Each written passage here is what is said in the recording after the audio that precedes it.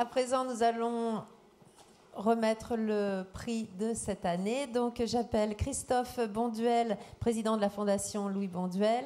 J'appelle Laurence Depezet, nutritionniste, membre de l'association et du conseil d'administration de la Fondation Louis Bonduel, pour remettre le prix de cette année.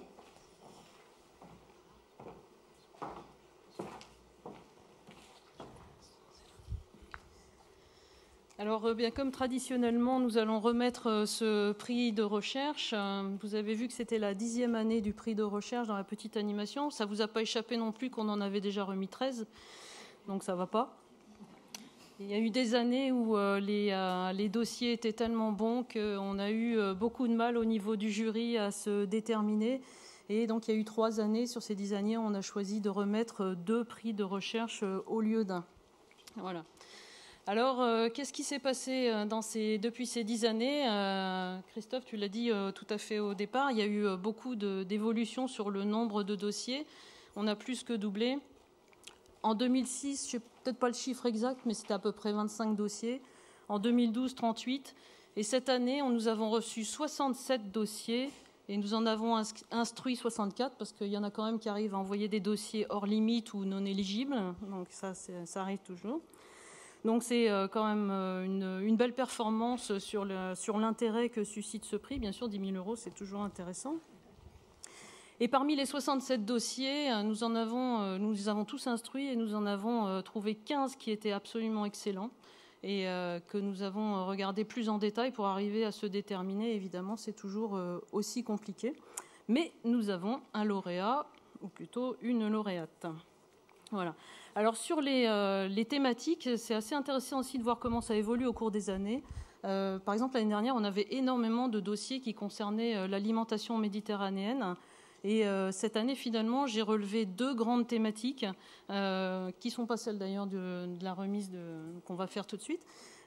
Beaucoup autour de l'obésité et de l'enfant, et ou de l'enfant, pas forcément toujours en lien. Donc on a vu aussi dans ce qu'on a dit aujourd'hui qu'il y avait toujours un intérêt fort sur ces thématiques-là. Et puis, il faut que je prenne mon anti-sèche, beaucoup de sujets également sur tout ce qui concerne encore les aspects très nutrition, sciences de la nutrition et physiologie humaine. Donc ça représente pratiquement 75% des dossiers qu'on a reçus. Et sur le sujet, qui est un sujet relativement nouveau que l'on a primé cette année, il y a quand même eu 3 dossiers sur cette thématique. Donc pour parler du sujet, je vais appeler la lauréate. Donc il s'agit de Tina Venema. Et Tina est une étudiante néerlandaise de l'université d'Utrecht qui a fait sa formation en psychologie et qui s'intéresse au nudging et l'efficacité du nudging. Le titre de sa thèse, c'est « Nudging Toward Effortless Healthy Food Choices ». Donc, ce qui donne moyens incitatifs vers des choix alimentaires en santé et sans effort. Voilà. Donc, en fait, on fait des choix alimentaires, on en fait plus de 200 dans la journée chacun. Donc, forcément, on ne réfléchit pas à tous nos choix alimentaires. La plupart sont inconscients. Et le nudging consiste justement à essayer de trouver des moyens pour favoriser la conscience de certaines prises alimentaires en jouant sur l'environnement notamment. Et ce qui nous a particulièrement plu dans le dossier de Tina, c'est qu'elle cherche à travailler sur la connaissance des mécanismes du nudging, savoir comment ça fonctionne, pourquoi ça va fonctionner, et surtout leurs effets à long terme. Donc sa thèse s'articule autour de 3 principes. Le libre arbitre, les effets du libre arbitre, les effets du choix conflictuel entre sain et pas sain, entre chair et sain, et puis surtout le long terme, la rémanence, les effets d'habitude. Est-ce que ce nudging-là va avoir un effet rémanent? Donc aujourd'hui, on va faire la remise de ce prix, et puis dans 2 ans, on espère qu'on aura des réponses sur ces sujets-là. So we hope to have some answers in 2 years' time on the subject you're working on. Thank you.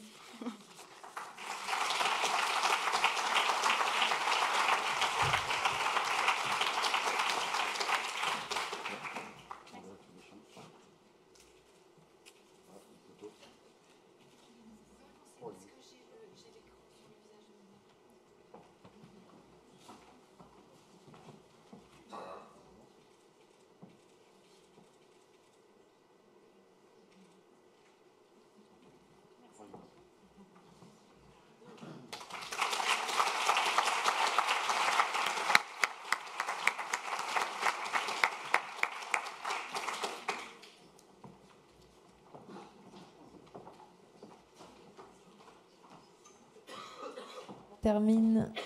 Voilà, bravo encore. Sujet très intéressant qui, je suppose, va nous interpeller dans 2 ans. On termine, cette belle matinée avant d'aller se restaurer. Donc, un petit mot, de...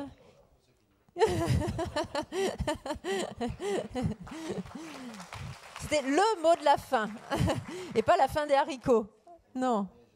Vous êtes comme moi, que j'ai trouvé absolument passionnante. Une lauréate ravissante en plus, qui ne gâche rien.